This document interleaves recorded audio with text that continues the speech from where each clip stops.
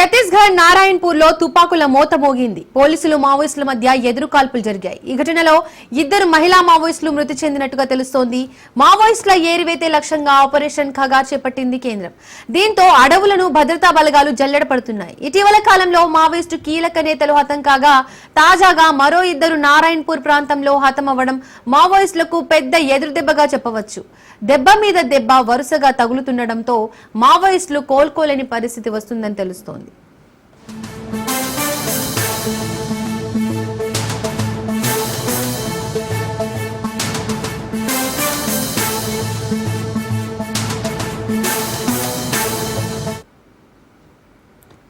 ఛత్తీస్గఢ్ నారాయణపూర్ లో తుపాకుల మోత మోగింది. పోలీసులు మావోయిస్టుల మధ్య ఎదురు కాల్పులు జరిగాయి. ఈ ఘటనలో ఇద్దరు మహిళా మావోయిస్టులు మృతి చెందినట్టుగా తెలుస్తోంది. మావోయిస్టుల ఏరివేతే లక్ష్యంగా ఆపరేషన్ ఖగా చేపట్టింది కేంద్రం. దీంతో అడవులను భద్రతా బలగాలు జల్లెడ పడుతున్నాయి. ఇటీవల కాలంలో మావోయిస్టు కీలక నేతలు హతం కాగా తాజాగా మరో ఇద్దరు నారాయణపూర్ ప్రాంతంలో హతమవ్వడం మావోయిస్టులకు పెద్ద ఎదురుదెబ్బగా చెప్పవచ్చు. దెబ్బ మీద దెబ్బ వరుసగా తగులుతుండటంతో మావోయిస్టులు కోలుకోలేని పరిస్థితి వస్తుందని తెలుస్తోంది. ఇక ఈ అంశానికి సంబంధించి మరిన్ని అప్డేట్స్ మా ప్రతినిధి ఉపేందర్ ఫోన్ ద్వారా అందిస్తారు. ఉపేందర్, దీపిక, ఇప్పటికే ఇటు మావోయిస్టు ఏరివేత లక్ష్యంగా కూడా భద్రతా బలగాలు అయితే ముందుకు సాగుతున్నాయి. ఈ నేపథ్యంలోనే అబూజ్బడ్ ప్రాంతంలో ఏదైతే పోలీస్ స్టేషన్ కోహమేడ పోలీస్ స్టేషన్ పరిధిలో మాత్రం రాత్రి భారీగా అంటే ఎదురుకాల్పులు అయితే కొనసాగుతున్నాయని తెలుస్తుంది. ఇటు మావోయిస్టులు ఇటు భద్రతా బలగాలకు మధ్య జరిగినటువంటి ఈ ఎన్కౌంటర్ లో పార్టీకి సంబంధించి ఏదైతే మావోయిస్ట్ పార్టీకి సంబంధించినటువంటి ఇద్దరు కీలక అంటే మహిళా మావోయిస్టులు కూడా చనిపోయినట్లుగా తెలుస్తుంది. ఇక మావోయిస్టులు అంతా కూడా ఏదైతే అబూజ్బడ్ ప్రాంతంలో చెందినటువంటి పెద్ద క్యాడర్కు సంబంధించిన వారంతా కూడా సమాచారం అయ్యారనే నేపథ్యంలోనే ఇటు ఏదైతే డిస్ట్రిక్ట్ రిజర్వ్డ్ గార్డ్ డిఆర్జీ బలగాలు ఇటు నారాయణపూర్, కొండగావ్ మరియు ఎస్టీఎఫ్ ఏదైతే స్పెషల్ పార్టీకి సంబంధించినటువంటి వారంతా కూడా అబూజ్బడ్ అడవి ప్రాంతాల్లో కూడా ఆపరేషన్ అయితే నిర్వహిస్తున్నాయి. ఈ నేపథ్యంలోనే మావోయిస్టులు ఇటు డిఆర్జీ బలగాలకు మధ్య భీకర ఎన్కౌంటర్ అయితే కొనసాగుతుంది. ఈ నేపథ్యంలోనే ఇద్దరు మహిళా మావోయిస్టులు కూడా చనిపోయినట్టుగా తెలుస్తుంది. వారి మృతదేహాలను కూడా ఇప్పటికే అటు ఏదైతే అంటే భద్రతా బలగాలకు సంబంధించినటువంటి షెల్టర్లకు అయితే తీసుకొస్తున్న పరిస్థితి కనిపిస్తుంది. ఈ నేపథ్యంలోనే ఏదైతే ఎన్కౌంటర్ జరిగిన ప్రదేశంలో ఇప్పటికే ఇన్సాస్ రైఫిళ్లు, 315 ఆయుధాలతో పాటు వైద్య వస్తువులు కావచ్చు, ఇతర నకిలీ అంటే పదార్థాలకు సంబంధించినటువంటి అదైతే మందుగుండి సామాగ్రికి సంబంధించినటువంటి వాటిని కూడా భారీగా స్వాధీనం చేసుకున్నట్లు తెలుస్తుంది. వీరందరినీ కూడా ఇప్పటికే అటు అబూజ్బడ్ ప్రాంతం ఇప్పటికే కర్రగుట్ట ప్రాంతంలో జరిగినటువంటి ఎన్కౌంటర్ లో భారీగా 30 మంది మావోయిస్టులు చనిపోవడం, ఇప్పుడు అబూజ్బడ్ ప్రాంతాన్ని లక్ష్యంగా చేసుకుని భద్రతా బలగాలు అయితే ముందుకు సాగుతున్నాయి. ఇప్పటికే 2026 మార్చి 31 లోపు దేశంలో మావోయిస్ట్ రహిత దేశంగా నిర్మించేందుకు ప్రభుత్వం కృషి చేస్తుందని చెప్పి ఇప్పటికే అటు ఏదైతే ఛత్తీస్గఢ్ హోమ్ మినిస్టర్ గా ఉన్నటువంటి విజయ్ శర్మ గారు చెప్తున్న నేపథ్యంలోనే భద్రతా బలగాలు అయితే ముందుకు సాగుతున్నాయి. ఇప్పటికే అక్కడ సిఆర్పిఎఫ్ బలగాలు కావచ్చు, ఎస్టీఎఫ్ బలగాలు, ఇటు డిఆర్జీ బలగాలు మూకుమ్మడి దాడులు అయితే నిర్వహిస్తున్న పరిస్థితి కనిపిస్తుంది. ఇక అబూజ్బడ్ ప్రాంతంలో ప్రధానంగా కీలక నేతలంతా సమావేశం అయ్యారనే నేపథ్యంలోనే ఈ ఎన్కౌంటర్ అయితే కొనసాగుతుంది. ప్రస్తుతం ఇద్దరు మహిళా మావోయిస్టులు కూడా చనిపోయినట్లు తెలుస్తుంది. వారు ఏ కేడర్ కు సంబంధించిన వారు, వారి గుర్తింపు కోసం అయితే ఇప్పటికే సెర్చ్ ఆపరేషన్ అయితే కొనసాగుతుంది. వారి వివరాలను కూడా సేకరిస్తున్నారు.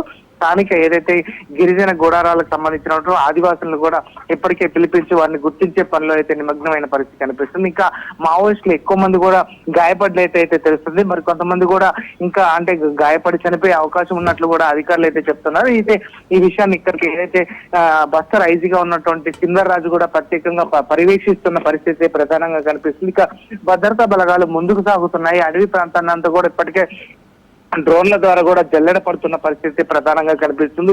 అణువును కూడా క్షుణ్ణంగా పరిశీలిస్తున్నారు. వాటికి కొంత ఇప్పుడు వర్షాల నేపథ్యంలో కొంత ఆటంకం ఏర్పడుతున్నప్పటికీ అంటే ప్రతి 5 కిలోమీటర్లకు ఒక ప్రత్యేకంగా శిబిరాన్ని కూడా ఏర్పాటు చేస్తూ భద్రతా బలగాలు అయితే ముందుకు సాగుతున్నాయి. ఇప్పటికీ ఆ ప్రాంతాల్లో కూడా రహదారులు నిర్మించే దిశగా కూడా ఏర్పాటు చేస్తున్నారు. కొన్ని గ్రామాల్లో ఇప్పటికే ఏదైతే టెలిఫోన్ సంబంధించినటువంటి టవర్లను ఏర్పాటు చేస్తూ అటు ఏదైతే సాంకేతికతను కూడా అందిపుచ్చే విధంగా కూడా ఇప్పటికే వారు అంటే ప్రయత్నాలు అయితే కొనసాగుతున్నాయి. అక్కడ ప్రభుత్వం కూడా ప్రత్యేకంగా దీనిపై దృష్టి సారించింది. ఇప్పటికే ఏదైతే మావోయిస్టు పార్టీలో ఉన్నటువంటి వారు కూడా జనజీవన స్రవంతిలో కలవాలి, అటు వారికి ప్రత్యేకంగా ప్రభుత్వం కూడా సహాయం చేస్తుందని చెప్పేసి అయితే అధికారులు చెప్తున్నారు. ఇప్పటికే జనజీవన స్రవంతిలో కలిసిన వారికి, లొంగిపోయిన వారికి ఇప్పటికే ప్రభుత్వం 25,000 పారితోషికం కూడా అందిస్తాము, వారికి కావాల్సినటువంటి అన్ని వసతులు కూడా కల్పిస్తామని చెప్పేసి అయితే ఇటు భద్రతా బలగాలు కూడా చెప్తున్న నేపథ్యంలోనే ఇప్పటికే 515 మంది కూడా ఇప్పటికే ఛత్తీస్గఢ్ కి సంబంధించిన వారంతా కూడా లొంగిపోయారు.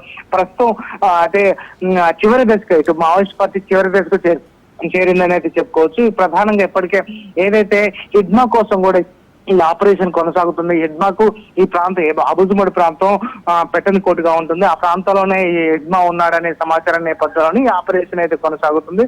మరికొన్ని రోజులు మాత్రం ముమ్మరగా ఈ ఆపరేషన్ కొనసాగుతుందని అయితే అధికారులు చెప్తున్నారు. ప్రస్తుతం మాత్రం మహిళా మృతదేహాల గుర్తింపు అయితే కొనసాగుతుంది. దీపిక.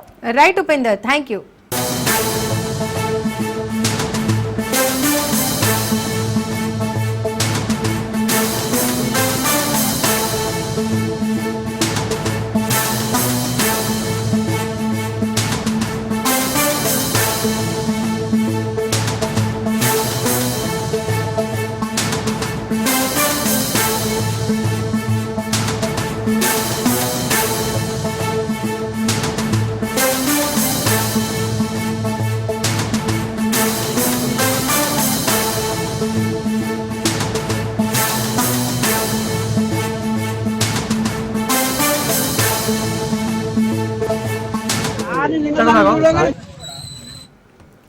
రైలు పట్టాలపై ఓ యువతి హల్చల్ చేసింది. ఏకంగా రైలు పట్టాలపై కారు నడిపింది. నాగులపల్లి శంకర్పల్లి మార్గంలో ఈ ఘటన వెలుగులోకి వచ్చింది. యువతి పట్టాలపైకి కారు తీసుకురావడంతో గమనించిన లోకో పైలట్ రైలు ఆపేశాడు. దీంతో గంటల తరబడి రైళ్ల రాకపోకలకు అంతరాయం కలిగింది. ఇది గమనించిన స్థానికులు కారును అడ్డగించగా వారిని చాకుతో బెదిరించింది. విషయం తెలుసుకున్న పోలీసులు ఘటనా స్థలానికి చేరుకుని యువతిని అదుపులోకి తీసుకున్నారు.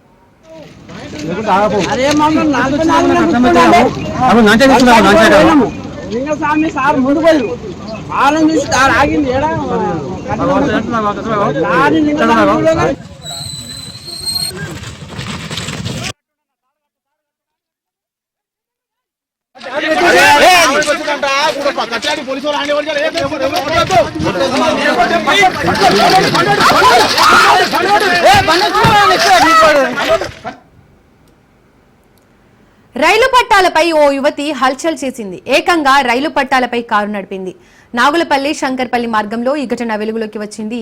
యువతి పట్టాలపైకి కారు తీసుకురావడంతో గమనించిన లోకో పైలట్ రైలు ఆపేశాడు. దీంతో గంటల తరబడి రైళ్ల రాకపోకలకు అంతరాయం కలిగింది. ఇది గమనించిన స్థానికులు కారును అడ్డగించగా వారిని చాకుతో బెదిరించింది. విషయం తెలుసుకున్న పోలీసులు ఘటనా స్థలానికి చేరుకుని యువతిని అదుపులోకి తీసుకున్నారు. ఇక ఈ ఘటన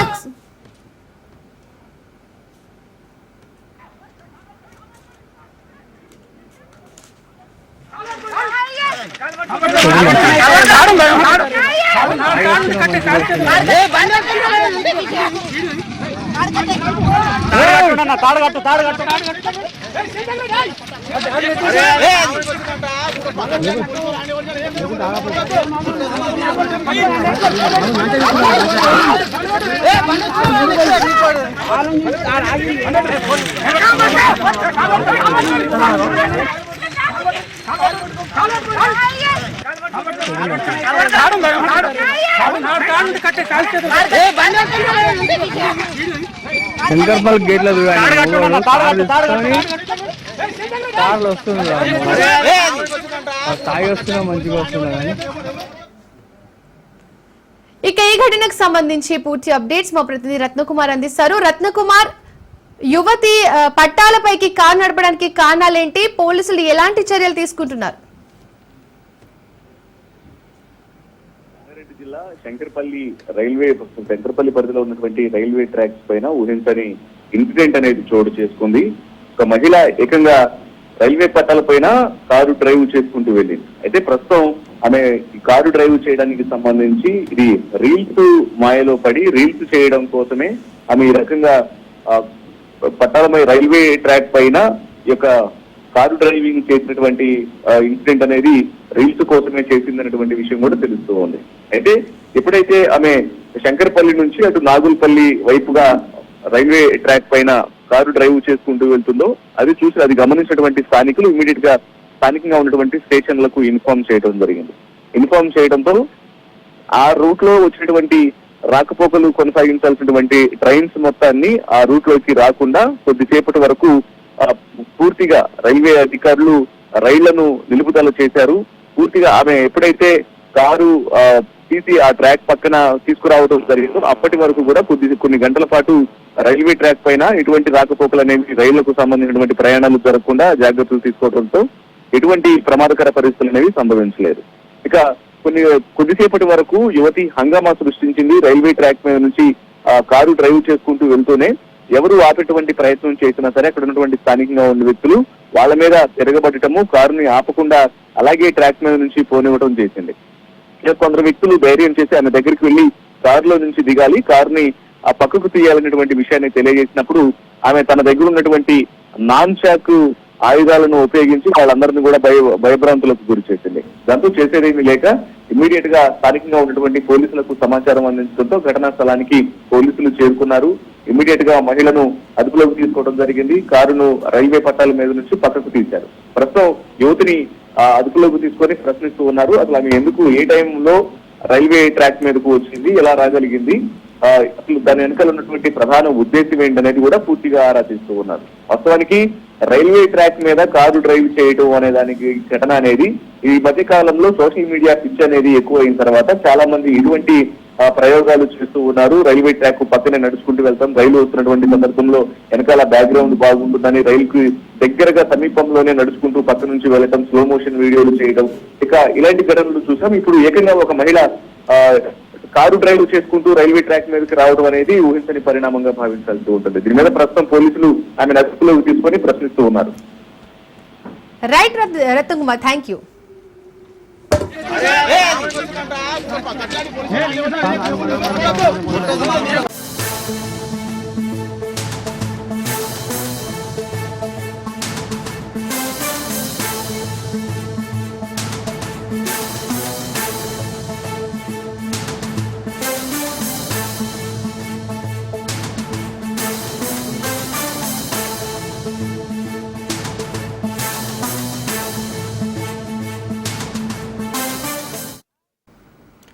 జనగామ జిల్లా వడ్లకొండ బైపాస్ రోడ్డులో భూబాధితులు నిరసనకు దిగారు. సర్వే నంబర్ 123, 125లో 4 ఎకరాల 20 గుంటల భూమిని పలువురు కొనుగోలు చేశారు. లేఅవుట్ చేసి ప్లాట్ గా మార్చడంలో కొనుగోలు చేశారు. 15 ఏళ్లు గడిచిన తర్వాత తాజాగా పలువురు వ్యక్తులు తమ భూమి అంటూ వచ్చి ట్రెంచ్ వేసే ప్రయత్నం చేశారు. దీంతో భూ యజమానులు వచ్చి ఆందోళనకు దిగారు.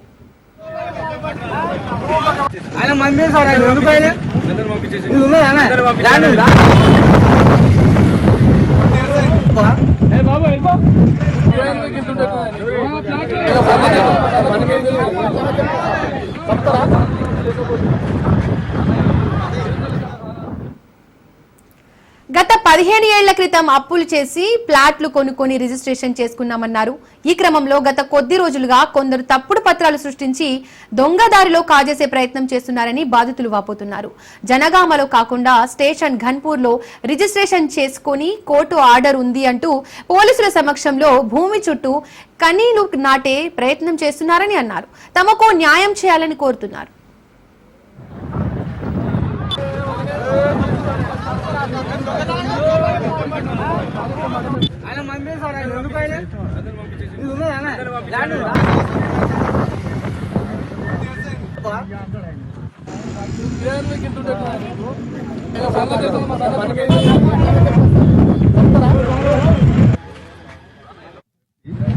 మేము 2000 దాదాపు 15 సంవత్సరాల క్రితమే ఈ ప్లాట్ కొనడం జరిగింది. ఈ కొన్న 15 సంవత్సరాల నుండి ఇప్పటి వరకు ఎవ్వరు రాలేదు, ఏ ఆబ్జెక్షన్ లేదు. మేము ఆల్రెడీ ఫినిషింగ్ చుట్టుపక్కల ఫినిషింగ్ వేసుకున్నాం. వాళ్ళు ఎప్పుడో వచ్చి ఎవరికి తెలియకుండా ఎవరికి చెప్పే ఇన్ఫర్మేషన్ లేకుండా ఇప్పుడు నిన్న ఈ వారం రోజుల నుంచి వాళ్ళు వస్తారు వీళ్ళు వస్తారు అని పుగారు లేపి నేరుగా ఇవాళనే వచ్చి కనీళ్ళు బాతేస్తాం మాది ఉన్నది అని అక్కడొకటి రాళ్ళు బాతడం జరుగుతుంది. ఇది ఎట్టి పరిస్థితిలో దేనికైనా తెగించి మాది మాకే జరగాలని, న్యాయం జరగాలని ప్రజలను కోరుకుంటున్నాం, మిత్రులను కోరుకుంటున్నాం, మీడియా వాళ్ళని కోరుకుంటున్నాం. ప్లస్ పోలీస్ బంధాలను కూడా ఒకటే విజ్ఞప్తి ఏంటంటే పేదలు బుక్కెడు నీళ్ళు తాగి కంట్రోల్ బియ్యం తిని ఈ ప్లాట్లు కొనడం జరిగింది. వెనుకబడ్డ మారుమూల ప్రాంతంలో అడవులలో ఉండకుండా పట్టణానికి దగ్గర అవుతామని ఆశతో కొన్నాం. మా ఆశను నిరాశ చేయకుండా పోలీసు వాళ్ళు మాకు సహకరించాలని మేము కోరుకుంటున్నాం. సర్వే నెంబర్ 125, సర్వే నెంబర్ 2001లో ముబారక్ సొసైటీకి అమ్మాము. ఇట్టి భూమిలో వారు వాళ్ళ సొసైటీకి మెడికల్ కాలేజ్ రానందున వాళ్ళు ఇతరులకు అందరికీ అమ్మిన అట్టి భూమిపై వాళ్ళు ప్లాట్లు చేసి చాలా మందికి 15 సంవత్సరాల క్రితమే భూములు అమ్మినాక వాటి సొసైటీ వాళ్ళు చైర్మన్ మారి వేరే చైర్మన్ దొంగ చైర్మన్ అని పేరు పెట్టి వారితో రిజిస్ట్రేషన్ చేసుకొని దీని మీద పాస్బుక్లు రెవెన్యూ ద్వారా పాస్బుక్లు పొంది కోర్టు నుంచి వెళ్ళి డమ్మి ప్లాట్ ఫిజికల్గా ఉన్న ల్యాండ్ ఓనర్స్ మీద ఫిజికల్గా ల్యాండ్ మీద ఉన్న వాళ్ళ మీద కేసులు వేయకుండా డమ్మి వాళ్ళ మీద కేసులు వేసి ఆర్డర్ తెచ్చుకొని ఇప్పుడు ఉన్న ప్లాట్లలో చాలా ఇబ్బంది పెడతాను. ఇది గత 15 రోజుల నుంచి వెళ్ళి చాలా ఇబ్బంది పెడతాను. పోలీస్ ప్రొటెక్షన్ వచ్చిందన్నారు. పోలీస్ ప్రొటెక్షన్ దాని పోలీస్ వాళ్ళు వస్తారు. దీన్ని బాగా ఇబ్బంది పెడతాయి. ఇది జెన్యున్గా ప్లాట్లకే యాజమాన్య హక్కులు చెందుతాయి. నేను 20 సంవత్సరాల కింద ప్లాట్ తీసుకున్నాను. ఫస్ట్ 300 గజాలు నేను మా పెద్దమ్మ కొడుకు ఇటుకలపల్లి బియ్యలింగ 300, నేను 300. మళ్ళా ఒక 4-5 సంవత్సరాల తర్వాత మా అన్న 300 గజాలు నేను అమ్ముకుంటున్న తమ్మి ఉప్పల ఇల్లు ఉంటున్నా అంటే మళ్ళా మా తమ్ముడు 2 లక్షలు, నేను 2 లక్షలు 300 గజాలు కట్టినాం. 600 గజాలకు అమౌంట్ కట్టేసాం. అయిపోయింది. ఇవాళ వచ్చి మాకు 20 సంవత్సరాలు ఇచ్చారు. ఇంతవరకు ఒక్కరు రాలేదు. ఇటాంకల మమ్మల్ని ఏలివేట్ చూపించలేదు. ఇవాళ వచ్చి కనీల్ నాటుడు, మా ఇల్లు నీకేసుడు, అజ్జేసుడు, మా నాన్న తిప్పల పెడతాడు. మేము బుక్కడి నీళ్లు తాక్కుంటా ఈ ప్లాట్లు కొన్నాం. కొని ఇవాళ పొద్దు నుంచి తిండి లేదు, చికెన్ లేదు. ఒక్కొక్కరు రైతులం ఊళ్ళకు మీకు తెలియదు. అక్కడ పోలీసులు వచ్చి ఏమంటారు, మీకు ఇంటిమేషన్ ఇచ్చేమంటారు. మాకు ఇంటిమేషన్ లేదు, మాకు ఎవ్వరు ఇవ్వలేదు, మీకు అమ్మిన వాళ్ళు ఇవ్వరు, చేసిన వాళ్ళు ఇవ్వరు అంటారు. మాకు ఇవ్వాలి కూడా ఇంతవరకు లేదు. నా చెల్లెకు అడవిలో ఉందని 3 సంవత్సరాలు నేను కొని ప్లాట్ వాళ్ళు ఏం చేసి దొంగ పాస్బుక్లు గుర్తించుకొని ఇక్కడే రిజిస్ట్రేషన్ చేసుకుంటే ఇప్పుడు మాది ఉందని 3 ఎకరాలు మాది అని చెప్పి పెన్షన్ చేస్తామని వచ్చారు. ఇప్పుడు 15 రోజులు ఇది జరగబట్టి మేము కోర్టు ద్వారా కూడా పోయినాం, పిటిషన్ చేసినాం. వాళ్ళు పిటిషన్ లేదు ప్రొటెక్షన్ వచ్చింది మాకు. మేము వాళ్ళకి సెక్యూరిటీ ఇవ్వాలని చెప్పి పోలీసులు వచ్చి దగ్గర నుండి రౌతులు వాళ్ళకి మా ప్లాట్ ఎందుకు మాకు కావాలి. అడవిలో కాయకష్టం చేసి మేము ముద్రలో కాయకష్టం చేసి పని చేసి కొనుక్కుంటే ఇప్పుడు ఎవరో వచ్చి మాది ప్లాట్ అని చెప్పి వాళ్ళు మరపడుతుంటే మేము ఎక్కడ పోవాలి ఏం కాదా. 10 లక్షలు 20 లక్షలు పెట్టి కొనుక్కున్న ప్లాట్ కొన్ని సంవత్సరాలు తిప్పల వారి జమ వేసి కొన్నారు. మా చెల్లె అడవిలో నరుకొని ఇచ్చిన 280 గజాలు 25 సంవత్సరాల కింద కొన్నాం. ఇప్పుడు వచ్చి రైతులు నాటుకుంటాను. మాకేమన్నా మా ప్లాట్లు కావాలంటారు. రిజర్వేషన్ అమలుపరిచాకే స్థానిక సంస్థల ఎన్నికలు నిర్వహించాలన్నారు బీజేపీ ఎంపీ ఈటెల రాజేందర్. స్థానిక సంస్థలు, మున్సిపల్ కార్పొరేషన్, మున్సిపాలిటీలలో పాలన గాడి తప్పిందన్నారు. ఓల్డ్ బోయిన్పల్లి పరిధిలోని ఆర్ఆర్ నగర్, హెచ్ఏఎల్ కాలనీతో పాటు ఇతర కాలనీలో ఈటెల పాదయాత్ర చేపట్టారు. వెంటనే బీసీ రిజర్వేషన్లను ప్రభుత్వం అమలు చేయాలన్నారు. హైదరాబాద్ లో చాలా దిక్కులున్న కంప్లైంట్ ఏంటంటే రేషన్ కార్డు కొత్త ఒప్పులేవు. 2 ఇళ్లలో పని చేసుకొని పట్టుకునే వాళ్ళు కావచ్చు, షేవింగ్ చేసే వాళ్ళు కావచ్చు, ఇతర పనులను చేసేందుకు ఇళ్ల జాగ్రత్తలు డబుల్ బెడ్రూమ్ వస్తలేవు. 3వది కొత్త పెన్షన్ దేవుడు ఎరుగు. ఇవాళ పెద్ద మనుషులు అయిన తర్వాత ఏదో పెన్షన్ కావాలను, హ్యాండిక్యాప్డ్ సర్టిఫికేట్ వాళ్ళకు ఉన్న వాళ్ళకు పెన్షన్ కావాలను. ఆ కొత్త పెన్షన్లు రాకపోగా ఉన్న పెన్షన్లే అప్పుడప్పుడు రిమూవ్ చేసి దరిద్ర పరిస్థితి. ఇప్పటికైనా పెన్షన్ల సమస్య మాత్రం చాలా వెంటాడుతా ఉంది. ఇంతకు చెప్పినట్టుగా ఊర్ల కంటే కూడా మరీ పేదరికంలో బతికే వాళ్ళు హైదరాబాద్ లో కోకొల్లలుగా ఉన్నారు.